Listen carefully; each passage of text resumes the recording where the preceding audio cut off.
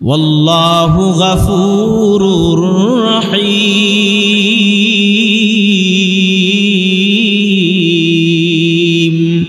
রব্বুল আলামিন বলেন, আমি আল্লাহ অতি দয়াল এবং ক্ষমাশীল, আমি আল্লাহ অতি দয়ালু এবং ক্ষমাশীল। সুতরাং বান্দা বান্দির দল, যদি আমি আল্লাহর ভালোবাসা পেতে চাও, যদি আমি আল্লাহর মোহাব্বতের পাত্রপাত্রী হতে চাও, তাহলে আমি আল্লাহর প্রেরিত পয়গম্বর রহমাতুল্লিল আলামিনের অনুসরণ তোমাদের জন্য বাধ্যতামূলক। কুরাইশ গোত্রের কাফিরের দলেরা, মক্কার ইহুদিরা নবীজি সাল্লাল্লাহু আলাইহি ওয়াসাল্লাম কে কোরআনের শরীয়ত অর্পণ হওয়ার আগে, কোরআন অবতীর্ণ হওয়ার আগ পর্যন্ত রহমাতুল্লিল আলামিনকে আল আমিন বিষয়ে জানতেন, বিশ্বাসী এবং আমানতদার হিসেবে জানতেন। কারণ তারা জানে রহমাতুল্লিল আলামিনের চেহারার গঠন কেমন হবে, রহমাতুল্লিল আলামিন কতটুকু লম্বা হবেন, রহমাতুল্লিল আলামিনের গায়ের রং কেমন হবেন, রহমাতুল্লিল আলামিনের সিনার প্রশস্ততা কেমন হবেন, রহমাতুল্লিল আলামিনের হাসির ধরন কেমন হবেন, কথা বলার বাচন ভঙ্গি কেমন হবেন। ইহুদিরা তাওরাতের মধ্যে পাইছে, ইনজিলের মধ্যে পাইছে, জাবুরের মধ্যে পাইছে, আগেরকার পয়গম্বরের কিতাব এবং সহিফার মধ্যে পেয়েছেন। কারণ রব্বুল আলামিন যত নবী রাসূলগণ প্রেরণ করেছেন, সমস্ত নবী রাসূলগণের যত সহিফা আছে, যত কিতাব আছে, আসমানি কিতাবের মধ্যে প্রসিদ্ধ চারখানা কিতাব হলো, এক নম্বর হলো তাওরাত, দুই নম্বর জাবুর, তিন নম্বর হলো ইনজিল, চতুর্থ নম্বর হলো কোরআন। কোরআন সর্বশেষে অবতীর্ণ করেছেন, কিন্তু একদিকে গণনা করলে কোরআন হলো এক নাম্বার। কোরআন, জাবুর, ইনজিল, তাওরাত, এই চারখানা কিতাবের মধ্যে সর্বশ্রেষ্ঠ কিতাব হলো কোরআন। আল্লাহ রাব্বুল আলামিন বলেন, কুল ইন কুনতুম তুহিব্বুনাল্লাহ ফাত্তাবিউনি ইউহিব্বুকুমুল্লাহ ওয়া ইয়াগফির লাকুম যুনুবাকুম ওয়াল্লাহু গফুরুর রহিম। আল্লাহ রাব্বুল আলামিন জানায় দেয়, হে রাসূল, আপনি তাদেরকে তেলাওয়াত করে শোনান। কুল, হে রাসূল, আপনি বলে দিন, ইন কুনতুম তুহিব্বুনাল্লাহ ফাত্তাবিউনি ইউহিব্বুকুমুল্লাহ। যদি আমার বান্দা বান্দির দল আমার মহব্বতের পাত্র হতে চায়, আমার মহব্বতের পাত্রী হতে চায়, ফাত্তাবিউনি, তাদেরকে জানায় দেন তারা যেন আপনি নবীর অনুকরণ করে। রহমাতুল্লিল আলামিন, সাইয়্যিদুল মুরসালিন, খাতামান নবীন, আল্লাহর পয়গম্বর সাল্লাল্লাহু আলাইহি ওয়াসাল্লাম এর উপর কোরআনের শরীয়ত অবতীর্ণ হওয়ার পর রহমাতুল্লিল আলামিন পয়গম্বর দাওয়াতের কাজ নিয়ে যখন বের হয়ে গেলেন, একত্ববাদের দাওয়াত দিতে যখন বের হয়ে গেলেন, তাওহীদের দাওয়াত দিতে বের হয়ে গেলেন, কালিমার দাওয়াত দিতে বের হয়ে গেলেন, মানুষকে শিরিক থেকে আল্লাহ রাব্বুল আলামিনের একত্ববাদের তাওহীদের পথে আহ্বান জানানোর জন্য দাওয়াতে বের হয়ে গেলেন। ইহুদির দলেরা নবী পয়গম্বর, শেষ নবী, শ্রেষ্ঠ নবী, মায়ার নবী, যেই নবী আপনি আমার কঠিন সময়ে হাসরের ময়দানে সুপারিশদার হবে ওই নবী সাল্লাল্লাহু আলাইহি ওয়াসাল্লাম দাওয়াত যখন নিয়ে বের হয়ে গেলেন, ইহুদির দলেরা বলতে লাগলো, মুহাম্মদ তোমার কালিমা গ্রহণের মাধ্যমে, তোমার ইসলাম গ্রহণের মাধ্যমে, তোমার দাওয়াত গ্রহণের মাধ্যমে আমরা আল্লাহ তাআলার ভালোবাসা পাইতে হবে না। নাউজুবিল্লাহ। রব্বুল আলামিন এই ইহুদিদের কথা শোনার সঙ্গে সঙ্গে জিবরাইল আমিন আলাইহিস সালাম জিবরাইল আমিন আলাইহিস সালামকে প্রেরণ করে দিলেন। বলে, হে জিবরাইল, আমার নবী মুহাম্মদ সাল্লাল্লাহু আলাইহি ওয়াসাল্লামের কাছে যাও, আমার বন্ধুকে গিয়ে বাণী জানিয়ে দাও যেন তাদেরকে জানায় দেয়, কুল ইন কুনতুম তুহিব্বুনাল্লাহ ফাত্তাবিউনি ইউহিব্বুকুমুল্লাহ।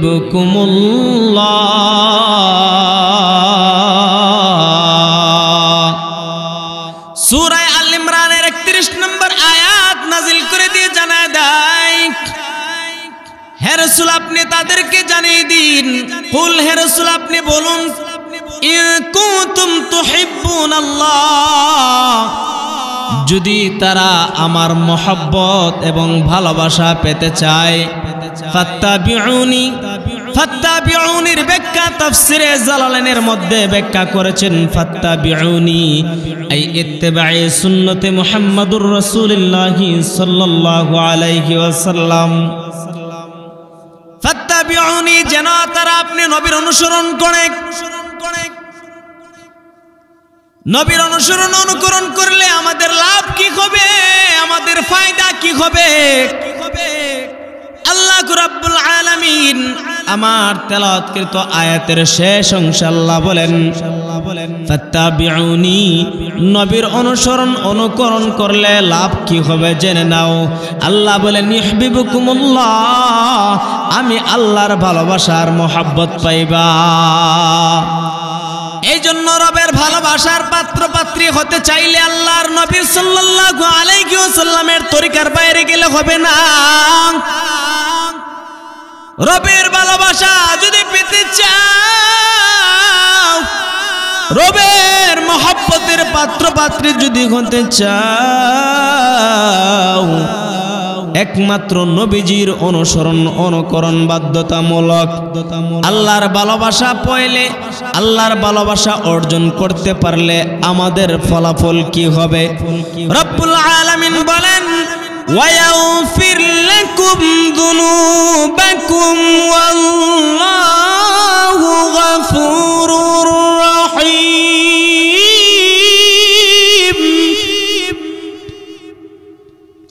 আল্লাহ রাব্বুল আলামিন জানায় দেয়, তোমাদের জীবনের সমস্ত গুনাহ খাতা মাফ করে দেব।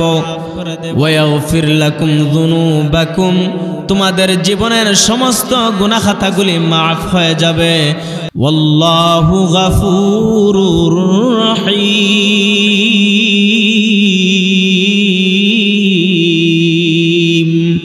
রব্বুল আলামিন বলেন, আমি আল্লাহ অতি দয়াল এবং ক্ষমাশীল, আমি আল্লাহ অতি দয়ালু এবং ক্ষমাশীল।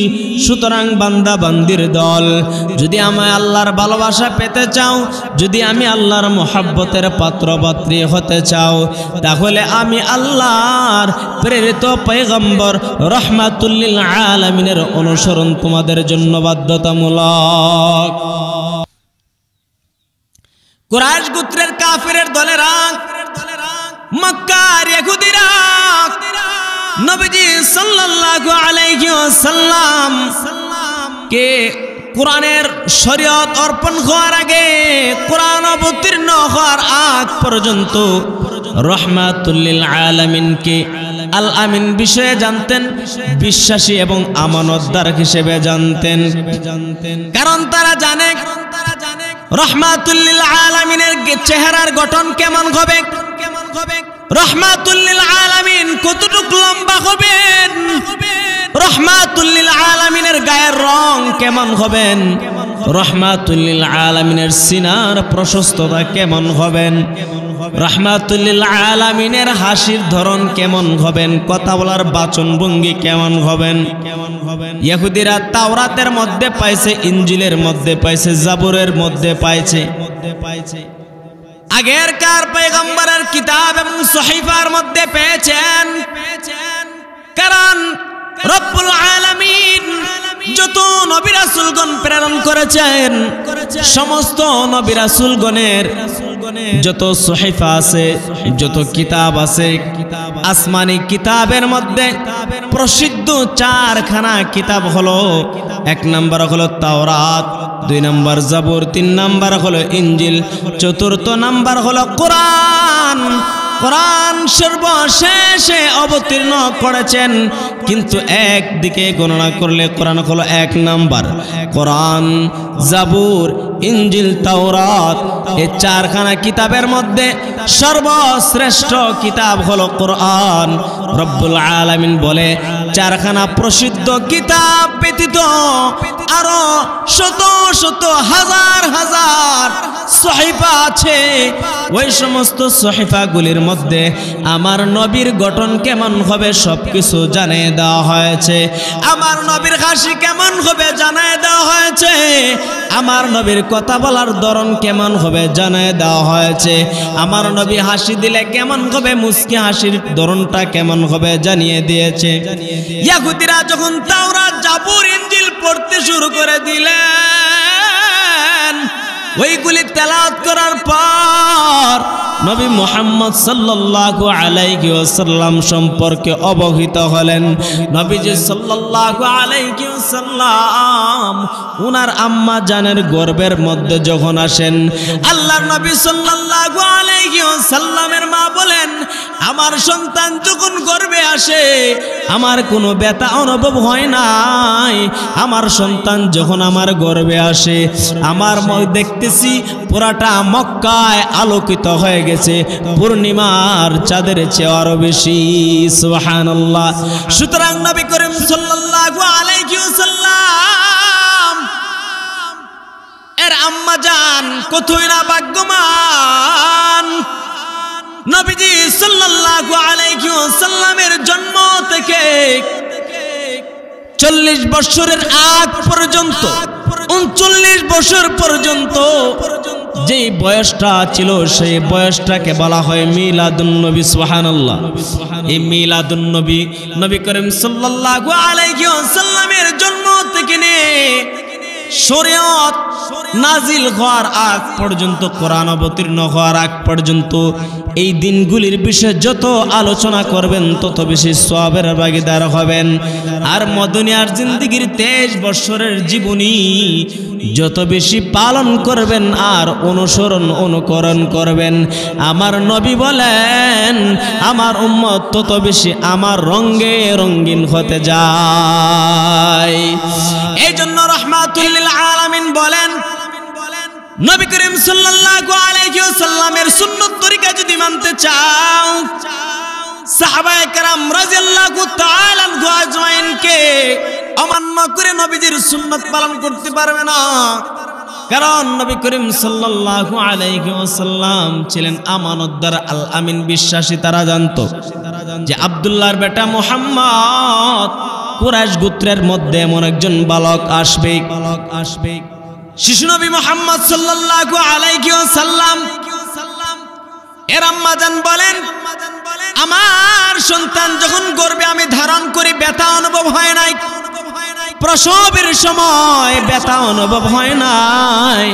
অথচ দেখা যায় সাধারণত আমাদের মা বোনেরা বাচ্চা যখন গর্ভে ধারণ করে, গর্ভধারণের প্রথম 40-এর পর থেকে ভাত খাইতে পারে না, বমি করে ফেলে দেয়, হজম করতে পারে না, বমি করতে যায়।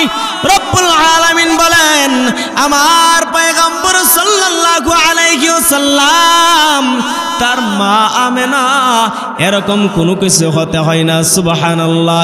সুতরাং আমার নবী শ্রেষ্ঠ মহামানব হওয়ার পরেও উনার আম্মা জানের গর্ভে থাকা সত্ত্বেও উনার মা ব্যথা অনুভব হয় নাই। বোঝা গেছে নবীজি সাল্লাল্লাহু আলাইহি ওয়াসাল্লাম সৃষ্টির শ্রেষ্ঠ। কারণ সাধারণত আমাদের মা বোনেরা ব্যথা অনুভব হয়, খাবার ভালো খাবার খাইলে হজম করতে পারে না। সন্তান গর্ভে ধারণ করার কারণে প্রসব বেদনায় যন্ত্রণায় কাতরাইতে থাকে, রুকু সেজদা ঠিক মতো দিতে পারে নাই, ঘুমাইলে ঘুমাইতে পারে নাই, বসলে বসতে পারে নাই, বেতার কাতরায় বাচ্চা পেটের মধ্যে লাথি মেরে দেয়, কত আঘাত দেয়। আল্লাহর নবীর মা বলেন আমার মুহাম্মদ গর্ভে ধারণ করে আমি আমেনার কোনো ব্যথা অনুভব হয় নাই। এ নবীর উম্মতের দল, নবী করিম সাল্লাল্লাহু আলাইহি ওয়াসাল্লাম জন্ম হওয়ার পরে শিশু নবী মুহাম্মদ সাল্লাল্লাহু আলাইহি ওয়াসাল্লাম এর আগমন যখন ঘটে, আবু লাহাব তার গোলামকে আজাদ করে দেয়। সুবহানাল্লাহ। রব্বুল আলামিন বলে পয়গম্বর মুহাম্মদ আরবি সাল্লাল্লাহু আলাইহি ওয়াসাল্লাম এর চাচা আবু তালেব বিধর্মী হওয়ার পর তারপরেও বাতিজা মুহাম্মদকে এত আদর যত্ন লালন পালন করেছেন। কিন্তু যখন নবুয়ত অর্পণ হয়, নবীজির নবুয়তকে মানেন নাই, কালিমা গ্রহণ করেন নাই। কিন্তু বাতিজাকে এত আদর এত মায়া মমতা দিয়ে লালন পালন করেছেন, একটা ফুলের টুকা পর্যন্ত বিধর্মীদেরকে দিতে দেয় নাই, মহব্বত করেছেন। তাহলে বোঝা গেছে আবু তালেবের মহব্বত কোনো দিক দিয়ে কম ছিল না। কিন্তু আবু তালেব মহব্বত করার পর, মহব্বত এত ভালোবাসা থাকার পরেও জাহান্নামে যাবে বলে কারণ কি? এত মহব্বত এত ভালোবাসা থাকার পরেও জাহান্নামে কেন যাবেন?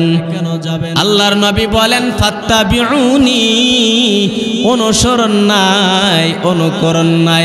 আমার আল্লাহ বলেন ফাত্তাবিউনি, আমার আল্লাহ বলেন ফাত্তাবিউনি, কারণ তার মধ্যে নবীর অনুসরণ ছিল না।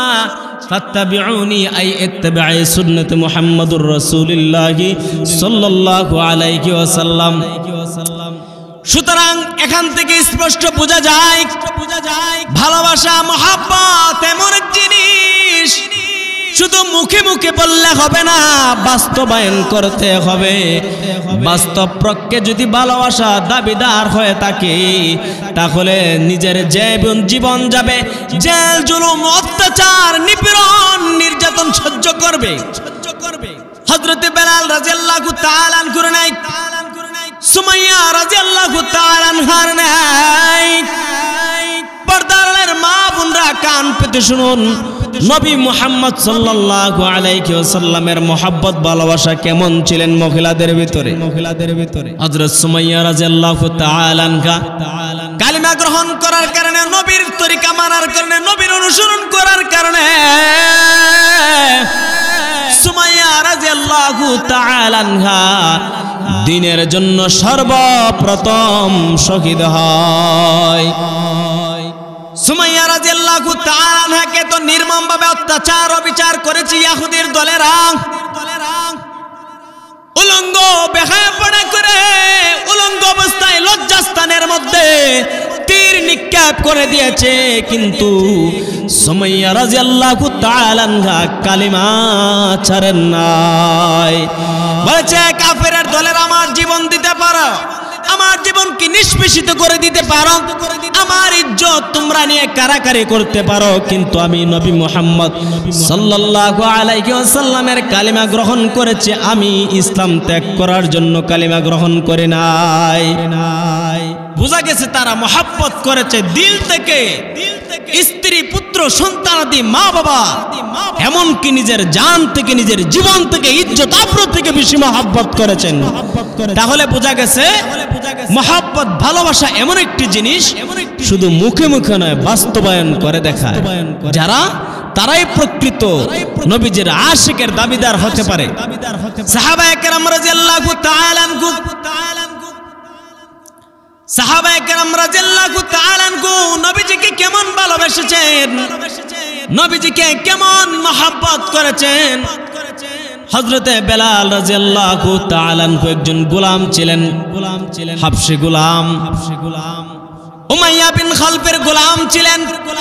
উমাইয়া বিন খালফ হযরতে বেলাল রাদিয়াল্লাহু তাআলা আনহুকে কালিমা গ্রহণ করার কারণে এত কষ্ট করেছে, এত নির্যাতন করেছে। উমাইয়া বিন খালফ দৌড়ন্ত তেজি ঘোড়ার পায়ে জিঞ্জির রশি বেঁধে ঘোড়াকে ছেড়ে দিলেন। তেজি ঘোড়া দৌড়তেছে, উত্তপ্ত বালুর মধ্যে দৌড়াইতেছে। আর বেলাল রাদিয়াল্লাহু তাআলা আনহু এর চামড়াগুলি গরমের মধ্যে উঠে যাইতেছে, রক্তাক্ত হয়ে গেছে, জমিন রক্তাক্ত হয়ে গেছে। আর বলতেছে, বেলাল, আমার অত্যাচার, অবিচার, নির্যাতন, নিপীড়ন থেকে তুমি বেলাল বাঁচতে চাও, তাহলে মুহাম্মদের কালিমা ছেড়ে আমি উমাইয়ার পথে আসো। বেলাল রাদিয়াল্লাহু তাআলা আনহু বলেন, এ উমাইয়া বিন খালফ, তোমার নির্যাতনের শেষটা আমি দেখতে চাই। এই বাবুরা কথা বলবে, তোমার নির্যাতনের শেষটা আমি দেখতে চাই। কারণ বেলাল রাদিয়াল্লাহু তাআলা আনহু বলেন, আমি নবী মুহাম্মদ সাল্লাল্লাহু আলাইহি ওয়াসাল্লামের কালিমা গ্রহণ করেছি। আমি নবী মুহাম্মদ সাল্লাল্লাহু আলাইহি ওয়াসাল্লামের কালিমা গ্রহণ করেছি। তোমাদের অত্যাচার, অবিচার করতে পারো, সব কিছু করতে পারো, আমার জীবনকে শেষ করে দিতে পারো। আমি মুহাম্মদ সাল্লাল্লাহু আলাইহি ওয়াসাল্লামের কালিমা ছাড়ব না। শুধু তাই নয়, দৌড়ন্ত তেজি ঘোড়া নয়, বেলাল রাদিয়াল্লাহু তাআলা আনহু সিজদার মধ্যে গেলে উটের নারী বুড়িগুলি দিয়ে বেলাল রাদিয়াল্লাহু তাআলা আনহু কষ্ট দিয়েছে, সিজদা থেকে ওঠার ক্ষমতা পায় নাই। শুধু তাই নয়, বেলাল রাদিয়াল্লাহু তাআলা আনহুর সিনার মধ্যে বড় বড় পাথর দিয়ে আঘাত করছে। কেন? কালিমা গ্রহণ করলেন। কেন? নবী মুহাম্মদ সাল্লাল্লাহু আলাইহি ওয়াসাল্লামের কালিমা গ্রহণ করলেন। কালিমা গ্রহণ করার কারণে, ইসলাম গ্রহণ করার কারণে, নবী মুহাম্মদ সাল্লাল্লাহু আলাইহি ওয়াসাল্লামের তরিকা অনুসরণ করার কারণে, ইসলাম গ্রহণ করার কারণে বেলাল রাদিয়াল্লাহু তাআলা আনহুকে এত কষ্ট দিয়েছেন। সাহাবায়ে কেরামের ভিতরে নবীর প্রেম ভালোবাসা কেমন ছিল? অথচ সাধারণত আজকে দেখা যায় মানুষের ভিতরে নবীর প্রেম শুধু মুখে মুখে, বাস্তবায়নে নেই। অথচ আল্লাহর নবী সাল্লাল্লাহু আলাইহি ওয়াসাল্লাম বলেন, তুমি মসজিদ থেকে ঘর পর্যন্ত নবীর সুন্নত আছে, ঘর থেকে বাহির পর্যন্ত সুন্নত আছে, ঘর থেকে বাথরুম পর্যন্ত ঢুকতে বের হইতে নবীজির সুন্নত আছে। ঘরে প্রবেশ করবা ডান পা দিয়ে প্রবেশ করো, দোয়া পড়ো। মসজিদে প্রবেশ করবা ডান পা দিয়ে প্রবেশ করো, দোয়া করো। বাথরুমে প্রবেশ করবা বাম পা দিয়ে প্রবেশ করো, দোয়া পড়ো। বাম পা দিয়ে প্রবেশ করার সময়, অর্থাৎ বাথরুমে ঢোকার পরে দোয়া নয়, বাথরুমে ঢোকার আগে দোয়া পড়তে হবে। কারণ নাপাক জায়গায়, নাপাক অবস্থায় আল্লাহর তাআলার নাম নেওয়া যায় না।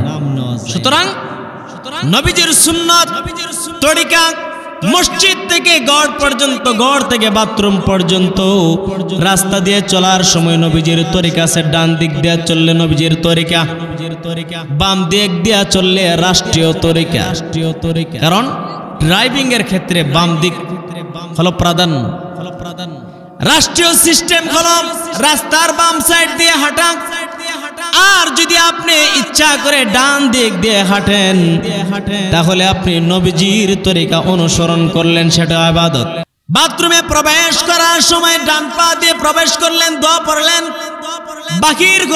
বাথরুমে প্রবেশ করার সময় বাম পা দিয়ে প্রবেশ করলেন, দোয়া পড়লেন, এটা নবীর তরিকা ইবাদত।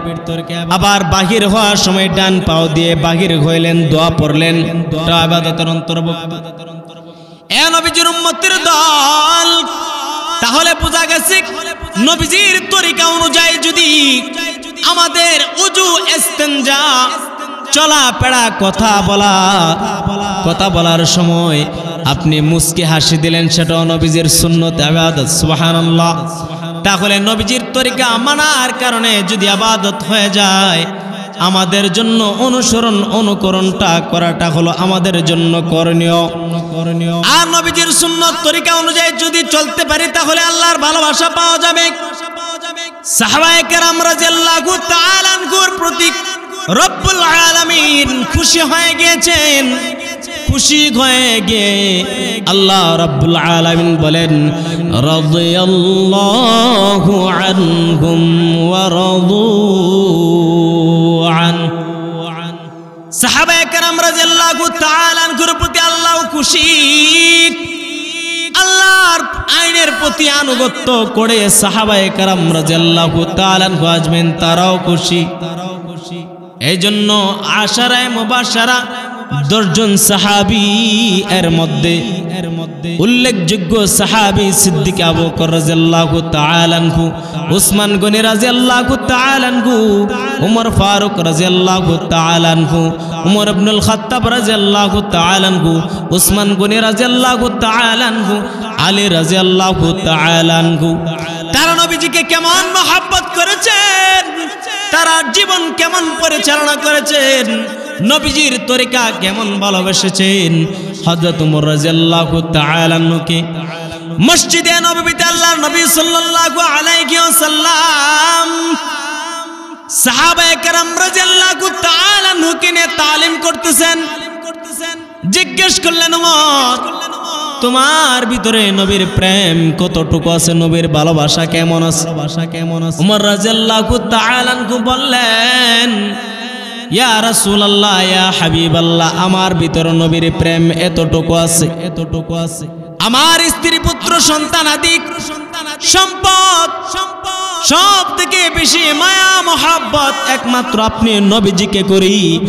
আল্লাহর নবী সাল্লাল্লাহু আলাইহি ওয়াসাল্লাম বলেন, ওমর এখনো তোমার ভিতরে নবীর প্রেম প্রকৃত আসে নাই, এখনো তোমার পরিপূর্ণ ঈমান হতে পারে নাই, এখনো তুমি পরিপূর্ণ ঈমানদার হতে পারো নাই।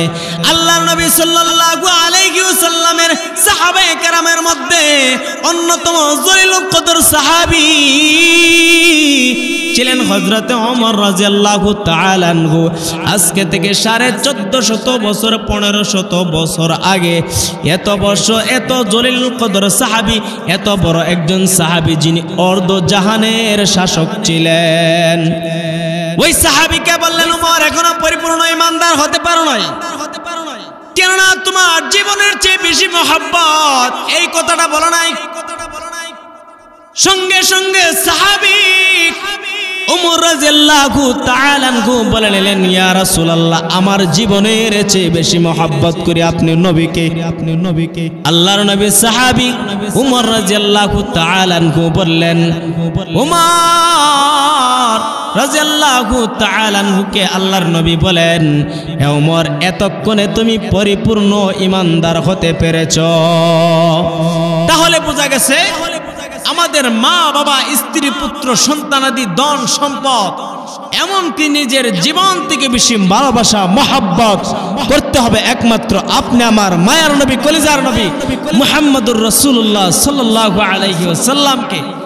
কারণ যে নবী আমাদের কঠিন মুহূর্তে হাশরের ময়দানে যার যার ঘামের মধ্যে সাঁতার কাটতে থাকবে, ওই সময় কোনো নবী সুপারিশ করার ক্ষমতা থাকবে না, কোনো সাহাবী সুপারিশ করার ক্ষমতা থাকবে না।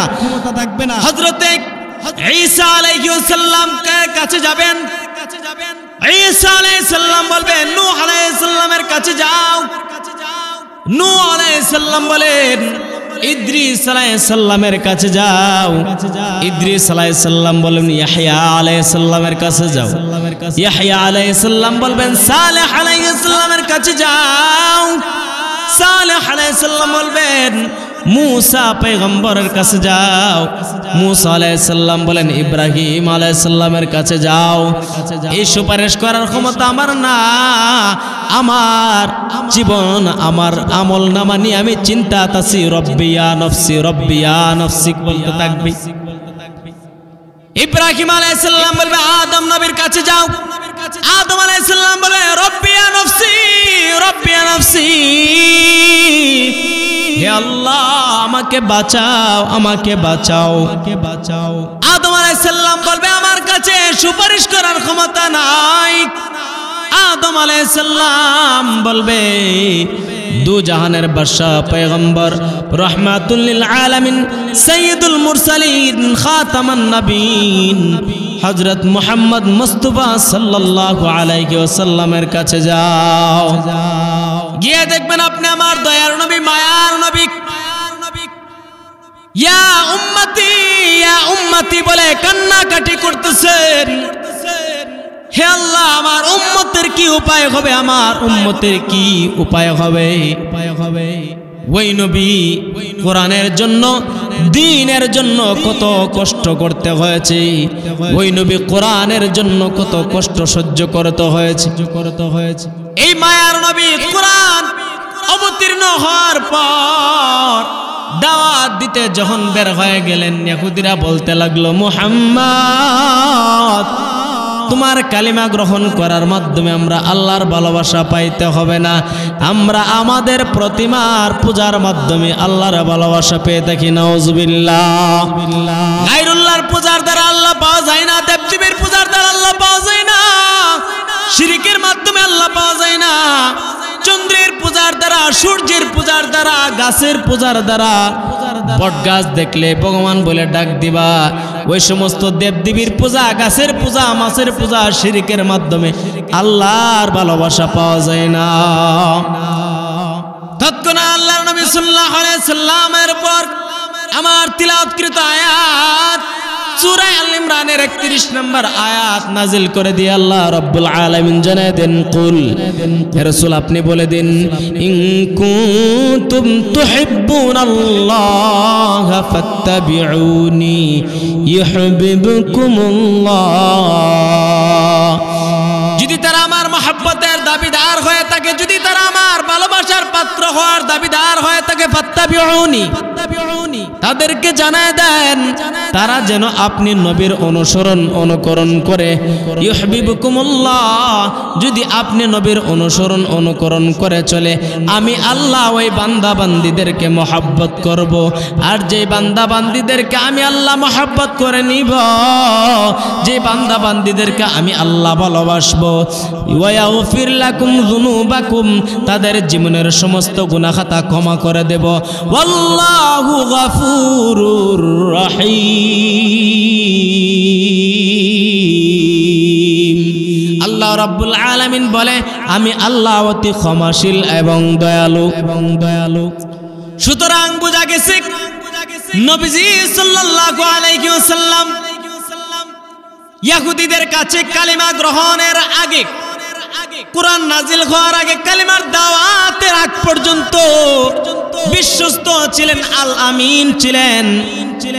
আর ঠিক কোরআন নাজিল হওয়ার পরে ওই সমস্ত বিশ্বস্ত লোকদের কাছে আমার নবী, আপনার নবী পাগলে পরিণত হতে হয়েছে, জাদুঘরে পরিণত হতে হয়েছে, গাল মন্দ পেতে হয়েছে, পাথর নিক্ষেপের আঘাত সহ্য করতে হয়েছে। কারণ এই দুনিয়ার মধ্যে উলামায়ে কেরাম যখন কোরআনের পক্ষে কথা বলে, আল্লাহ এবং তার রাসূলের পক্ষে কথা বলে, খতমে নবুয়ত সম্পর্কে কথা বলে, তখন উলামায়ে কেরামকে জেল জুলুম অত্যাচারের শিকার হতে হয়েছে। ঠিক না বেটা? এই জন্য বুঝতে হবে 1400 বছর পরে এসে, 1500 বছর পরে এসে আপনি আমার মতো নগণ্য উম্মতের যদি জেল জুলুম কাটতে হয়, আর নবীর যুগে সাহাবায়ে কেরাম কতটুকু কষ্ট এবং স্বীকার করতে হয়েছে, অত্যাচার অবিচার সহ্য করতে হয়েছে, বোঝা গেছে যুগে যুগে আবু জেহেল ছিল। এই জন্য ইসলামের পথে চলতে গেলে বাধা আসবেই, কোরআনের পথে চলতে গেলে বাধা আসবেই। কিন্তু এক শ্রেণীর আমাদের মা বোনেরা, এক শ্রেণীর আমার ভাই বাবারা, তারা কোরআন সুন্নাহকে আঁকড়ে ধরবে। আমি শুনে অত্যন্ত খুশি হয়েছি, এই মাদ্রাসার নতুন কমিটি হয়েছে, কমিটির মাধ্যমে আমি আশাবাদী এই মাদ্রাসাকে পড়ালেখা এবং আয় উন্নতির দিকে কমিটির লোকেরা এগিয়ে নিয়ে যাবে, এই প্রত্যাশা রাখি। কারণ এলাকার মাধ্যমে এলাকার লোকজন যদি একটা প্রতিষ্ঠানের কাছে যদি পাশে যদি না দাঁড়ায়, তাহলে একটা প্রতিষ্ঠান এমনি এমনি উঠে না। যেমন আসহাবে সুফফা, নবী সাল্লাল্লাহু আলাইহি সাল্লাম যখন মদিনার মধ্যে সর্বপ্রথম মাদ্রাসা হলো আসহাবে সুফফা, এই আসহাবে সুফফা নামক মাদ্রাসা সাহাবায়ে কেরাম ধনী সাহাবীরা দান করেছে, খয়রাত করেছে। উসমান গনি রাদিয়াল্লাহু তাআলা আনহু শত শত উট দান করে দিয়েছিলেন। এইভাবে সাহাবায়ে কেরাম অর্থ সম্পদশালী সাহাবায়ে কেরাম যারা ছিল, দ্বীনের জন্য তারা দান করে দিয়েছিলেন। ঠিক তেমনি ভাবে আমি আহ্বান করব, এই সুতিয়ারা মাদ্রাসায় একটা প্রতিষ্ঠান চলতে গেলে অনেক খরচ হয়, এই প্রতিষ্ঠানের প্রতি আপনারাও নজর রাখবেন। আর ওই সাহাবায়ে কেরামের প্রতি আল্লাহ তাআলা যেন আপনাদের হাসরটাও ওই দানবীর সাহাবায়ে কেরামের সাথে হয়। সুবহানাল্লাহ। এই জন্য পয়গম্বর মুহাম্মদ আরবি সাল্লাল্লাহু আলাইহি ওয়াসাল্লাম কোরআনের জন্য অত্যাচার অবিচার নিপীড়ন হতে হয়েছে। রব্বুল আলামিনের কোরআন যখন নাজিল হয়েছে, ইকরা বিইসমি রাব্বিকাল্লাযী খালাক, খালাকাল ইনসানা মিন আলাক। নবী করিম সাল্লাল্লাহু আলাইহি ওয়াসাল্লামের নবুয়ত, সত্য নবুয়ত গঠিত হয় সত্য স্বপ্নের মাধ্যমে।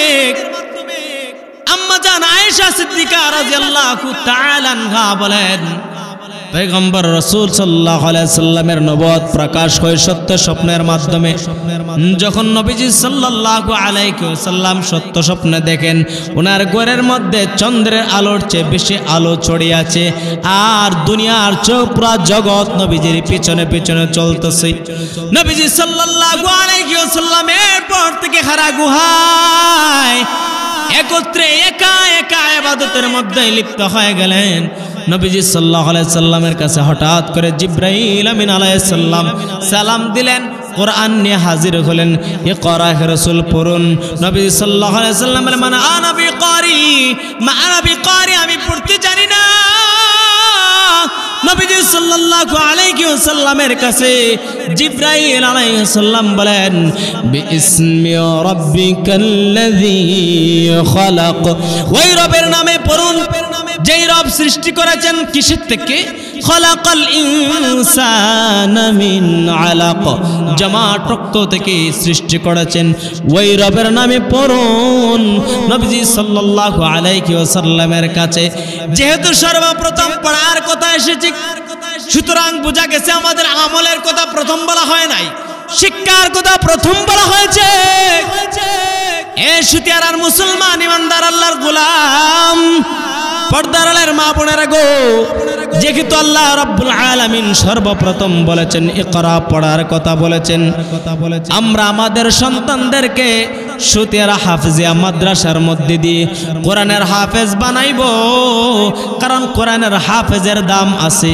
কোরআনের হেফজ করার পর আপনি স্কুলে পড়েন, বাধা নাই, ইউনিভার্সিটিতে পড়েন, বাধা নাই। যেমন ইসলামপুর কলেজের যে প্রতিষ্ঠাতা প্রিন্সিপাল তিনি হাফেজ, জামি ইউনুসিয়ার হেফজ বিভাগের ছাত্র। এরকম বহু শত শত হাজার বাংলাদেশের মধ্যে আছে হাফেজ। আলেম হওয়ার পরে ডক্টর হয়েছে, ইঞ্জিনিয়ার হয়েছে, ডাক্তার হয়েছে, বহুত প্রমাণ আছে। কিন্তু সন্তানকে প্রাথমিক শিক্ষা যদি মাদ্রাসায় না দেন, আর এই সন্তান যদি আলেম বিদ্বেষী হয়, নবী বিদ্বেষী হয়, রাসূল বিদ্বেষী হয়, আর যদি বলে শরিয়া আইন মানি না, শরীয়ত বিদ্বেষী হয়, খোদার কসম ওই সন্তানরাই আপনার সিনার মধ্যে পেরে পেরে জাহান্নামের আগুনে যাইবে। আর তারা বলবে, হে আল্লাহ, আমরা ছোটবেলা আমরা জানতাম না আমাদের মা বাবারা আমাদেরকে ইসলাম সম্বন্ধে জানা নাই, নামাজ সম্বন্ধে জানায় নাই, আমাদেরকে তাওহীদ সম্পর্কে জানায় নাই, নামাজের মাসতুন মাসাইল সম্পর্কে জানায় নাই।